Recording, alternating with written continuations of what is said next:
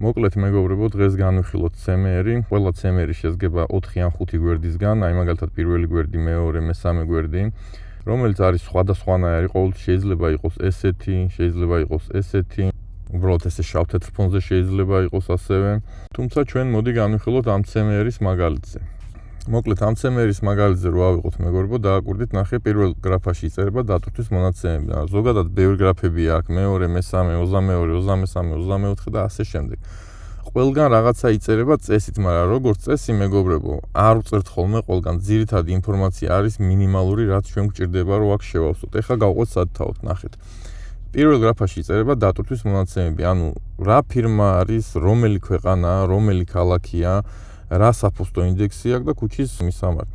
ანუ პირველ გრაფაში იწერება დატვირთვის მონაცემები, ქვეყანა, ქალაქი, ინდექსი, მისამართი, ფირმის სახელი. მეორე გრაფაში იწერება იგივე ოღონდ დაცლის მონაცემები, ისევ ქვეყანა, ქალაქი, ინდექსი, ქუჩის სახელი, ქუჩის ნომერი და ფირმის სახელი. მესამე გრაფაში იწერება მიმღების დასახელება, რაც ხშირად იგივეა, რაც დაცლის, ანუ რასაც მეორეში ჩავწერთ ხოლმე დაცლას, ძალიან ხშირად იგივეს გადაწერთ ხოლმე უკან, მაგრამ იგივე რო არ წეროთ, ამიტომ უბრალოდ მესამეში მიმღებში წერთ ხოლმე ქვეყანა, ქალაქ და ინდექს. უბრალოდ არის ხოლმე ხანდახან რომ ვინც მიმღებია, მიმღების ოფისი მაგალითად არის სადღაც და დაცლის თვითონ ლოკაცია ეს დაცლის ადგილი არის შეიძლება 2 კილომეტრში, 5 კილომეტრში, შეიძლება სხვა ქალაქში იყოს, საერთოდ შეიძლება 200 კილომეტრში იყოს, შეიძლება ლონდონში იყოს მიმღების მთავარი ოფისი და იცლებოდეს რაღაც ბირმინგემში, ვერ გაიგებ რა.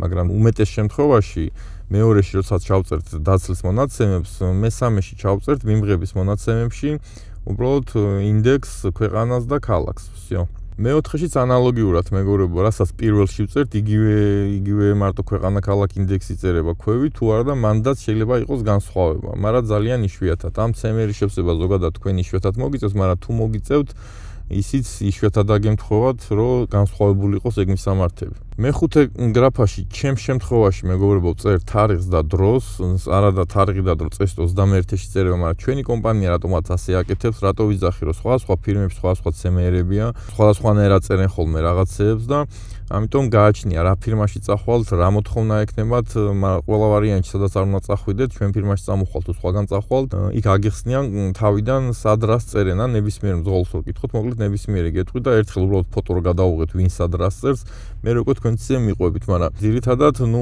აქ განმარტებებით უწერიათ, ნახე, პირველს ან მეორეს ან მეხუთეს ან ნებისმიერს რო გადათარგმნოთ ფოტოთი რო გადავუღოთ და ის აპლიკაცია რო გამოიყენოთ, რომელიც თარგმნის ამ ფოტოს, ხო? ყველგან წერია ყველაფერი და აქაც წერია რომ 21-ში უნდა იყოს ეგ, მაგრამ ჩვენები რატომღაც აქ წერენ და ამიტომ მე ვწერ ხოლმე. ხშირად საერთოდ არ ვწერ ხოლმე რომ არ მოგატყუოთ, მაგრამ თუ ვწერ, მან ვწერ ხოლმე. ამიტომ ეხლა თქვენ ორივე მოგიშეთ. ან მეხუთეში, ან 21-ში, მაგრამ ხშირ შემთხვევაში უფრო 21-ში წერთ თარიღს და დროს. როდის დაიტვირთეთ და რომელი საათი იყო. აი ეს ქვევით რო არის დიდი გრაფა, მე-6, მე-7, მე-8, მე-9-ს ერთი გრაფა რო აქვს დათმობილი, აქ ძირითადად იწერება რეფერენციის ნომერი. რეფერენციის ნომერი ეს არის ჩვეულებრივად როგორც თქვენს ტელეფონის ნომერი რო გაქვთ, ან მანქანას რო აქვს ვინ-კოდის ნომერი. რაღაც ეგეთი ნომერია, ოღონდ დაცლა დატვირთვის ნომერი, ამ რეფერენციის ნომერს რო აჩვენებთ, უკვე თქვენი ყველა მონაცემები იქ იქნება და ამოუგდებთ იმათ იქ ბაზაში, რა ტვირთი გაქვთ, რამდენი პალეტი უნდა დაიტვირთოთ და ასე შემდეგ. მთელი ინფორმაცია მოკლედ ამ რეფერენციის ნომერში შედის, რომელიც ციფრებისგან შედგება ხოლმე ხშირად. არის ხოლმე შემთხვევა, რომ ასოებისგან შედგება, არის შემთხვევა, როცა ასოებისგან და ციფრებისგან შედგება, მაგალითად 3, 5, 7, 9 რაღაცა, ან DB 7, 21, GC რაღაცა ასე, მაგრამ ყოველ შემთხვევაში ამ რეფს დაწერთ და გვერდზე ნომერს მიაწერთ. მის ქვევით იწერება ხოლმე ტვირთის დასახელება, რა ტვირთი გადაგაქვთ და რამდენი პალეტი გაქვთ. მაგალითად, რა ვიცი, ჩემს შემთხვევაში პირობითად ვთქვათ, ცარიელი პალეტები მაქვს, არის ხოლმე ეგეთი ტვირთის მაქვს, ინგლისიდან მაქვს პოლონეთში, მარტო ცარიელი პალეტები. დაახლოებით 390 წალი ინგლისის სტანდარტის პალეტი ეტევა, ევროპალეტი უფრო პატარა, ინგლისის პალეტი უფრო დიდია და 390 წალი ეტევა და მაგალითად წერ ხოლმე MT პალეტს, ანუ ცარიელი პალეტები. ან რუსულად შეგიძლიათ ჩაწეროთ ინგლისური ასოებით, ან ინგლისურად, ან უბრალოდ ქართულად Google Translate-ში ჩაწერთ და რასაც გადაგითვალეთ, იმას დაწეროთ და აქ ასოებზე და რაღაც იმაზე დიდად არავინ არ მოგედავებათ. ერთად უბრალოდ მაქსიმალურად შეეცადეთ, რომ ამ უჯრებში ჩაეტიოთ, რასაც წერთ იმას. თუ გაგიფუშტებათ პირობითად რაღაცა გადახვალთ გვერდზე, ან ვერ დაგეტიათ ან რაღაცა შეგეშალათ, არა უშავს CMR-ების ცარიელი დასტა ყოველთვის გექნებათ, ასე ვთქვა და ის ერთ CMR-ი გადააგდეთ და მეორეზე ხელახლა ლამაზად ყოფტად ჩაწერეთ მოკლედ. ანუ ამ მე-6, მე-7, მე-8, მე-9-ს წერია და ერთი გრაფა რო არის, იწერება ძირითადად რეფერენცია, ტვირთის დასახელება, პალეტის რაოდენობა. ხანდახან პლომბსაც აქ წერთ ხოლმე, ან თვითონაც მიაწერენ ხოლმე ამ CMR-ს, ან თქვენ შეავსებთ, ან ისინი შეავსებენ, ან ისინი ამოგიბეჭდავენ პირდაპირ. შეიძლება თქვენ CMR-ი მოგთხოვონ და პასტით შეავსონ თვითონ, შეიძლება თქვენ CMR-ი მოგთხოვონ და აპარატში შეუშვან და ამობეჭდოს ყველაფერი. ამიტომ ყველა შვება სხვადასხვანაირად ვერ იტყვით კონკრეტულად, მაინც და მაინც აქ ეს უნდა ჩაიწეროს თუ იქ ის უნდა ჩაიწეროს, კი ბატონო, ყველგან აგერ განმარტებები წერია, მაგრამ ყველა ავსებს სხვადასხვანაირად. ასე რომ ამ CMR-ის ძირითადი დანიშნულება არის, რომ თქვენ გზაში როცა მიდიხართ, პატრული არ მოგედაოთ, რომ CMR-ი უნდა გქონდეთ, რა გადაგაქვთ, იქ ინფორმაცია უნდა ეწეროს და ძირითადი ინფორმაცია ახლა რასაც ვიზახი ეს არის, თორე ამ CMR-ში ყველა გრაფას ჯერ მე არ მინახია CMR, რომ ყველა გრაფა შევსებული ყოფილიყო. ეგეთი რამე მე ჯერ არ მინახია. ძირითადი ინფორმაცია არის, ახლა რასაც მე თქვენ გეუბნები და ეს ისე გააკეთეთ, რომელ ფირმაშიც წახვალ და იქ როგორც იქნება ძირითადად 95%. ახლა ეს თარიღს თუ არ ჩავთვლით, თქვა ზოგი მე-5-ში წერს და ზოგი 21-ში, მეთქი ასევე არის მანქანის ნომერს. ჩვენ მე-16-ში წერთ, არა და 23-ში წერება, მაგრამ ძირითადი ინფორმაცია დასლა, დატვირთვა, დამცლელის და დამტვირთელის ხელმოწერა და ბეჭდები და ასე შემდეგ მაგამდე მივალ ახლა გავყვეთ მოკლედ.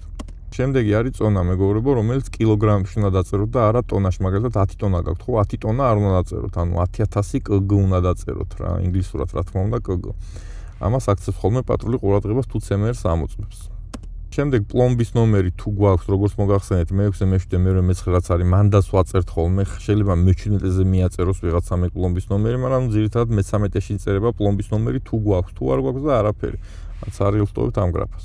22-ში უკვე ეს მნიშვნელოვანია და დამტვირთველი ვინც გტვირთავთ, მისი ხელმოწერა, ბეჭედი, ქალაქი, დრო და მისი ინფორმაცია იწერება, რომელსაც ძირითადად თქვენ ამ CMR-ს მიცემთ და მან უნდა დაგიწყდათ ბეჭედი და მან უნდა მოაწეროს ხელი. შეიძლება ბეჭედი არ დაგიწყდა და უბრალოდ ხელი მოაწეროს, შეიძლება უბრალოდ ელექტრონულად ეს CMR-ი გადააგზავნოს, მაგრამ თქვენ ეს CMR-ი გზაში მაინც გჭირდებათ. ამიტომ ბოლო-ბოლო შეავსეთ ეს მონაცემები და ეს გრაფა დატოვეთ ისე. მაგრამ გზაში რამე რო იყოს, CMR-ი მაინც უნდა გქონდეთ. მიუხედავად იმისა, იმან ელექტრონულად გადააგზავნა თუ არ გადააგზავნა. თუ 22-ში იწერება დამტვირთველის მონაცემები, 24-ში იწერება დამცლის მონაცემები, ანუ როცა ჩვენ დავიცალეთ, დამცლმაც ჩვეულებრივად დაარწყავს უნდა ბეჭედი, თარიღი დაწეროს, ხელი მოაწეროს და ასე შემდეგ. შეიძლება აქაც იყოს, აქ ძალიან იშვიათ შემთხვევაში ყოფილა, მაგრამ აქაც არის შემთხვევა, რომ შეიძლება არ მოგიწეროთ ხელი. მაგრამ ასეთ შემთხვევაში დატვირთვის ადგილიდან არასდროს არ გამოხვიდეთ. ყოველთვის ამსთობთ თქვენს დისპეჩერს, რომ ხელი არ მომიწერეს. ყოფილა 1-2 ესეთ შემთხვევას და ისინი თუ გეტყვიან, კარგი, წამოდი, მაშინ მიდიხარ თუ არა და არ წახვიდეთ იმ ადგილიდან. დამტვირთველმა შეიძლება კიდე არ მოგიწეროთ ხელი და არ დაარწყას ბეჭედი. ესეც იშვიათად ხდება. მაგრამ დამცლის შემთხვევაში 99.9% უნდა მოაწეროს ხელი. ან დაარწყას ბეჭედი, ან ორივე ერთად და საერთოდ კარგი იქნება თუ ყველა მონაცემები შეავსებს და ყველაფერს აქ რაც წერია, ანუ თარიღი, დამცლის ბეჭედი, ხელმოწერა და იქ ქვეყანა და ქალაქი და რაღაც ყველაფერს თუ ჩაწერს თვითონ, შეიძლება ბეჭედი დაარწყას და ბეჭედზე მთელი ინფორმაცია იქნება მოკლედ, მაგრამ ბეჭედს თუ დაარწყავენ, როგორც წესი ხელსაც აწერენ ხოლმე. მოკლედ 22-ში წერება დატვირთვის მერე ამბავი, 24-ში დაცლის მერე ამბავი. რაც შეეხება 23-ს, ანუ შუაში, აქ იწერება ჩვენი ფირმის მონაცემები, მანქანის ნომერი, მისაბმელის ნომერი, მძღოლის ხელმოწერა, ანუ ჩვენი ხელმოწერა. რასაც შემთხვევაში მე-16-ში ვწერ ხოლმე, ჩვენი ფირმა ასე იტყვის, მაგრამ ძირითადად 23-ში წერება, ეგ ხშირ შემთხვევაში თქვენ გიქნებათ ბეჭედი, გააჩნია ფირმას, სადაც ეს ყველაფერი სულ წარამარა არ ავსოთ, მოკლედ ბეჭედზევე იქნება ეგ ინფორმაცია, უბრალოდ თქვენ ბეჭედს დაარწყავთ ან 23-ში, ან მე-16-ში, ჩაწერთ მანქანის ნომერს და მისაბმელის ნომერს, ხელს მოაწერთ და ეგ არის. აი მე-16-ში ხა მაინც მივინიშნე, რომ ჩემს შემთხვევაში ვიმეორებ, რომ აქ წერ ჩემს CMR-ზე უკვე ამოტვირთულია ჩემი ფირმის ბეჭედი და ყველაფერი ზედ უკვე დატანილია და ჩემს შემთხვევაში მანქანის ნომერს და მისაბმელის ნომერს მე-16-ში ჩავწერ და 23-ში უბრალოდ ხელს მოვაწერ ხოლმე. მე-18-ში მეგობრებო არის ესეთი ნიუანსი, რომ ხანდახან არის, რომ დაცლაზე არ შეგიშვებენ, ან დატვირთვაზე არ შეგიშვებენ, რამპაზე მიაყენებ და იქ ელოდები რა. და ამ დროს შეიძლება ტვირთი რაღაც პალეტი გაუფშტოს ვიღაცამ ტვირთი დაზიანდეს. ასეთ შემთხვევაში შეგიძლიათ მე-18-ში შენიშვნის სახით რაღაცა მიაწეროთ, რომ აი მაგალითად, არ შემიშვეს დატვირთვაზე, ან შეიძლება შეხვედით, მაგრამ აღმოაჩინეთ, რომ პაგროშიკმა პალეტი გატეხავ თქვათ. ზოგან პალეტებს ითხოვა, ეს პალეტების გასვლა ძირითადად მათ ხდება ხოლმე, ეგეთ რომ ჩვენ კომპანიაში პალეტების გასვლა არ არის, მაგრამ ზოგადად მე-18-ში წერება შენიშნა თუ პალეტი თუ გაუწყდა პაგროჩიკს, ან ტვირთი თუ დაზიანებულია, ან რაღაცა მოკლედ ისეთი თუ მოხდა, რაც არ იყო გეგმაში და გეგმის მიხედვით არ წავიდა რაღაცა, მე-18-ში წერება ეგ ამბავი მოკლედ. ზოგი მე-17-ში წერს, მაგრამ ძირითადად მაგრაფისთვის მე-18 არის, მაგრამ ასეთ ნიუანსებს თუ მე-18-ში არ საწერეთ და მე-17-ში ჩაწერეთ პირობითად, ამაზე არავინ არ გამოგეკიდება და დიდად ამით არაფერი არ დაშავდება. თავარია ძირითადი მონაცემები იყოს, და ნუ მე რაც მეტი ინფორმაცია თქვა უფრო კაია, მაგრამ ძირითადი დასლა დატვირთვა და მანქანის ნომერი ხელმოწერა და რაღაცები ეს ყველა ვარიანტში უნდა იყოს. ასევე მეგობრებო შეიძლება იყოს ADR და შეგიძლიათ ADR-ის ტვირთი მაგალითად ცარიელ პალეტებს რო ჩავწერთ აი მე-6-ე, მე-7-ე, მე-9 დიდ გრაფაში შეგვიძლია აგერ ქვევითაც არის ADR და ეს უბრალოდ მოუპტიჩკოთ ან შემოუხაზოთ ან უბრალოდ დაწეროთ იქ მე ხო ვიძახი მაგალითად რო ცარიელ პალეტ თუ მაქვს MT პალეტს ჩავწერ ხო ან პუსტიე პალეტი რუსულად მაგრამ შეიძლება გქონდეთ რა ვიცი მაგალითად მანქანის კრასკა ხო საღებავები ხო ჩაწერთ ჩვეულებრივად ან რუსულად ან ინგლისურად და მიაწერთ ADR-ს ეგ არის. ADR-ს კიდე ყოველთვის სხვა საბუთები ექნება და ზოგადად CMR-ის გარდა იქნება შემთხვევა რომ მას გამბაჟება დაჭირდება და გამბაჟების საბუთები ცალკე იქნება. მაგრამ ნუ CMR-ზე გვაქვს ახლა საუბარი და გამბაჟების საბუთებთან და სხვა საბუთებთან თქვენ არასდროს შეხება არ გაქვთ უბრალოდ მოგცემენ და ამ CMR-ს ქვევით ამოუდებთ და ან შეიძლება პაპკაში იყოს ჩალაგებული და მოკლედ ყველაფერს ერთად წამოიღებთ, მაგრამ ახლა ამ შემთხვევაში CMR-ს განვიხილავ. ასე რომ თუ ADR-ი გაქვთ, ან მოუპტიჩკეთ, ან იქ მიაწერეთ რომ ADR-ის ტვირთი გაქვთ. ADR როგორც მოგეხსენებათ არის საში ტვირთი, ხო? ეხლა საში ტვირთი, ვინც არ იცის, საში ტვირთია მანქანის აღებავიც, იმიტომ რომ რასტوارიტელ შეიცავს, საში ტვირთია დუხებიც, იმიტომ რომ, ნუ, ფეთქებადი, აალებადი, შეიძლება რაღაც ისეთი ნივთიერება გქონდეთ, რომ დაგეღვაროთ, ბუნება დააბინძუროს. ყველაფერი ADR-ია სხვადასხვა კლასიფიკაციის მიხედვით, თორე საშიში ტვირთი ცოტა ისე გადაჭარბებული ნათქვამია ხშირ შემთხვევაში, რაც ჩვენ დაგვაქვს, თორე რა თქმა უნდა არის საშიში ტვირთებიც, მაგრამ იქ უკვე სხვა კლასიფიკაცია და სხვა დონეებია, ასე ვთქვათ, ADR-ის, რომელსაც ნუ თქვენ არავინ არ წაგაღებინებთ მაგას ყოველ შემთხვევაში. თქვენ თუ ADR-ი გექნებათ პირველი კლასი ყველაზე მაღალი ADR-ში, მაგრამ ნუ საბაზისო, ასე ვთქვათ, ჩვენ ენაზე პირველი კლასი გექნება და რეალურად პირველი კლასი ყველაზე მაღალია ADR-ში, მაგრამ თქვენ გექნებათ დამწყები ADR-ი, ასე ვთქვათ. ბარათი არის ესეთი, ხო, როგორც მოგეხსენებათ. ასევე აგერ მე-20-ში მეგობრებო სხვადასხვა ინფორმაცია იწერება, მაგალითად პალეტის გასვლები თუ აქვს და მოკლედ აქ მე-19 არის, მე-14 არის, მე-17 და სხვადასხვა გრაფებია, სადაც ნუ რაღაცას წერენ ხოლმე, მაგრამ ძირითადად თქვენ ამას არ ავსებთ ხოლმე მეგობრებო, აქ მე-20-ში შეიძლება ჩაიწეროს, რომ თანხა გადახდილია თუ არა, გადარიცხვით არის თუ არა, პალეტის გასვლები და მოკლედ ამ CMR-ში ზოგადად ბევრი ინფორმაცია შეიძლება ჩაიწეროს, მაგრამ 99% შემთხვევაში ეხა რასაც გეუბნებით, მარტო იგი წერება და ხშირად ისიც არ იწერება, даже თარიღი და რაღაცებსაც არ წერს ზოგი, ვერ გაიგებ რა, მაგრამ ძირითადი ინფორმაცია პატრულის გამო უნდა გქონდეთ და ასევე, ნუ ეს CMR-ი არის ფული ჩათვალეთ, რომ ამ CMR-ს რო ჩააბარებთ, ამ CMR-ს გადააგზავნიან მოკლედ იქი და ამითი იღებს კომპანია ფულს. მოკლედ ეხა ხელახლა რო გავყვეთ მეგობრებო, აგერ შეგიძლიათ თვალი ადენოთ ეხა სად რა იწერება და გადავუყოთ ფოტო და შპარგალკასავით გააკეთოთ, რომ იცოდეთ სად რა იწერება. ის შემთხვევა არ დაგავიწეთ, რომ ზოგი მე-5-ში წერს თარიღს, ზოგი 21-ში, ზოგი მე-16-ში წერს მანქანის ნომერს დაპრეცებს, ზოგი 23-ში. თუმცა უფრო სწორია, რომ 23-ში ჩაწეროთ მანქანის ნომერი და მისაბელის ნომერი და 21-ში თარიღი და საათი. მოკლედ პირველში დატვირთვა, მეორეში დაცლა, მე-3-ში მიმღები, მე-4-ში გამგზავნი, მე-5-ში ან 21-ში თარიღი და დრო, მე-6-ში რეფერენციის ნომერი, ტვირთის დასახელება პალეტს რაოდენობა, მე-11-ში წონა აუცილებლად კილოგრამებში, მე-13-ში პლომბის ნომერი, 22-ში დამტვირთველის ამბავი, 24-ში დაცლის ამბავი, 23-ში ჩვენი მონაცემები და ჩვენი მანქანის ნომერი და მისამბელის ნომერი, ან მე-16-ში ასევე, მე-18-ში შენიშვნა მეგობრებო. და ასევე ზევით ბოლოში აი კუთხეში, აი სუპერ CMR ვაწერი ამ კონკრეტულ CMR-ს, აი ლიცენზიის ნომერი არის ხოლმე, ხანდახან მისაწერი, გააჩნია ფირმას. ჩემს შემთხვევაში არ ავსაწერ ხოლმე, მაგრამ არის ფირმები, სადაც შეიძლება ის ლიცენზიის ნომერი საჭირო იყოს და მისაწერი იყოს აი ამ კუთხეში ზევით. ან თუ არ არის გრაფა, უბრალოდ აი სუპერ CMR სადაც აწერია, ამ ადგილას უბრალოდ ეს კუთხეში მიაწერთ და მორჩა რა. და ნუ ბოლოს ADR-ი აგერ კი იცით, ან უნდა მოპტიჩკოთ, ან ეს პალეტების რაოდენობა ტვირთს დასახელებაში უნდა მიაწერთ. მოკლედ, აი ამას შეგიძლიათ ახლა ფოტო გადავუღოთ. ძირითადი ინფორმაცია არის ეს. თუ დამატებით რამე იქნება კიდე შესავსები, ის ფირმა, სადაც მუშაობას დაიწყებთ, იქ აგიხსნიან ყველაფერს. ეხლა კი უბრალოდ ესე ჩემ CMR-ს შევავსებ და უბრალოდ ესე გავიაროთ რეალურად როგორ ხდება ეს ამბავი.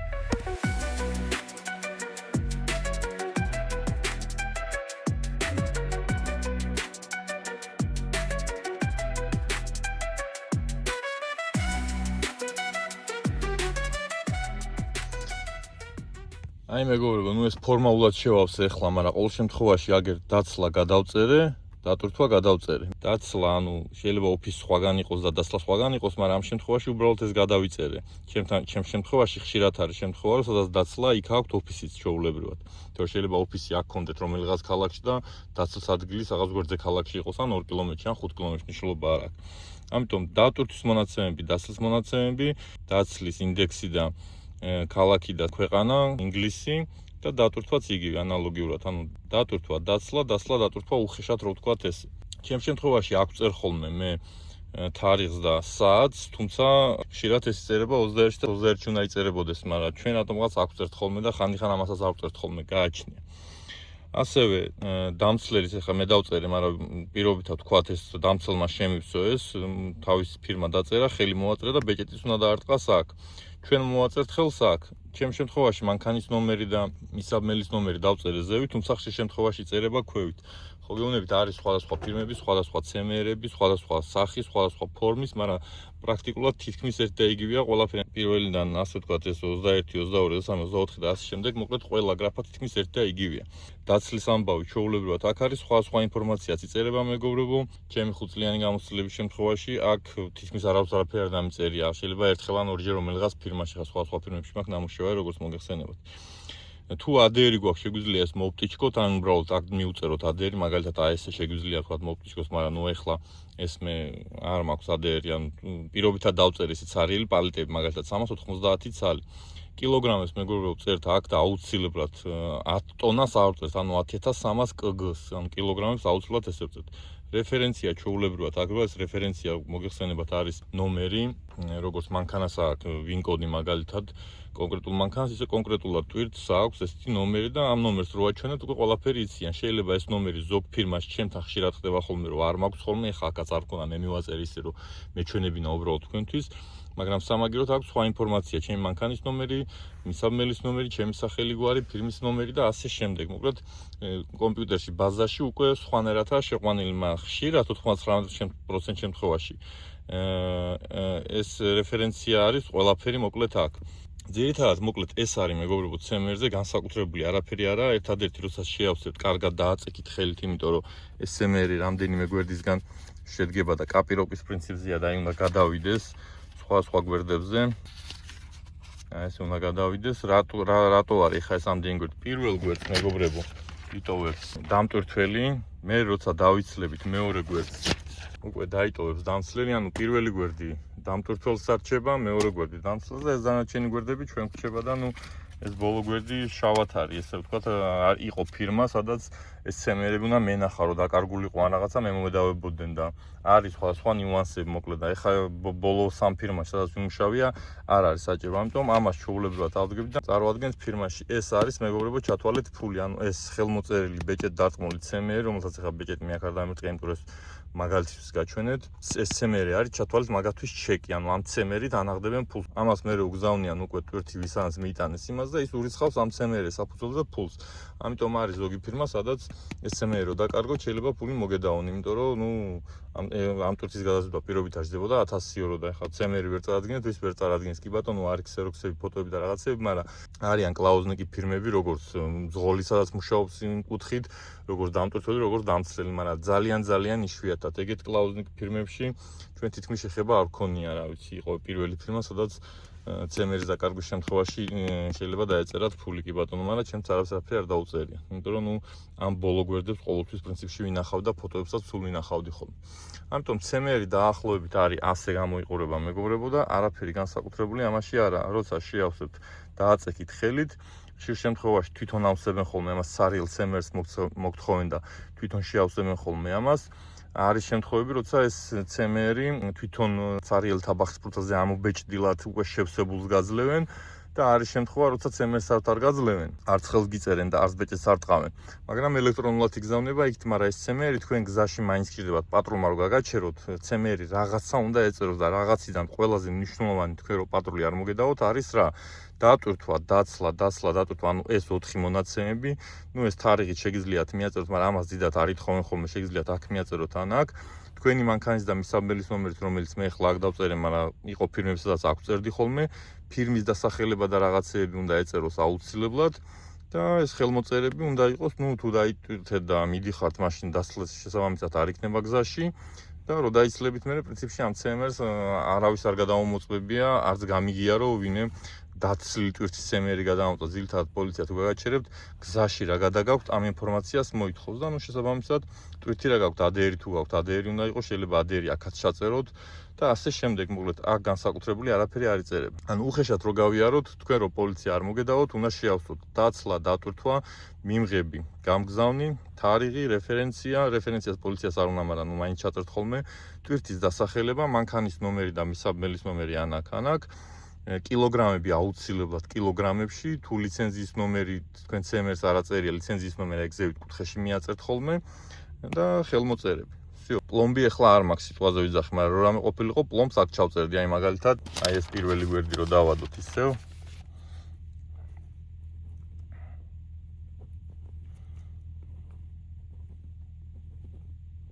ეს და ეს ჩვეულებრივად, მაგრამ რო დააწვევით პასტას, ჩვეულებრივად გადავა აქით რა. და პლომს მაგალითად აქ დავწერთ. всё, განსაკუთრებული აქ მეგობრებო არაფერი არა, შეგიძლიათ თავიდან შპარგალკასავით გააკეთოთ და გექნებათ ხოლმე თავიდან 1-2-3 კვირა შეიძლება რაღაცა გამოგჩეთ, შეიძლება 3 კვირა ისე იაროთ უპლომბოთ, არ გქონდეთ ეგეთი პლომბიანი და მე დავივიწეთ და მე აღმოჩნდება რომ თურმე აღარ გახსოვთ სად იწერება თქვა და ყველაფერზე არის თავის თარგმანები მეგობრებო შეგიძლიათ აგერ ყველა CMR-ს აწერია მაგალითად აქ რა უნდა ჩაწერო, აქ რა უნდა ჩაწერო, აქ რა უნდა ჩაწერო, მაგრამ ხანდახან არ თარგმნის ხოლმე კორექტულად ასე ვთქვა და ამიტომ ძირითადი ინფორმაცია ეს არის. კიდევ ერთხელ რო გავიაროთ, დაცლა, დატვირთვა, მიმღები, გამგზავნი, თარიღი, რეფერენცია, ტვირთის სახელი, პლომბი თუ გვაქვს, დამტვირთველის მონაცემები და ხელმოწერა და ბეჭედი, ჩვენი პირადი ხელმოწერა და ბეჭედი თუ გვაქვს, თუ არ გვაქვს და უბრალოდ ხელმოწერა და ისე ჩავწერთ ფირმის სახელს და მონაცემებს, დამცლელის მანქანის ნომერი და მისაბმელის ნომერი, როგორც იხართ ანაკ და კილოგრამები არ დაგვაუწეს და ლიცენზიის ნომერი თუ გვაქვს, თუ არა და ეგ არის.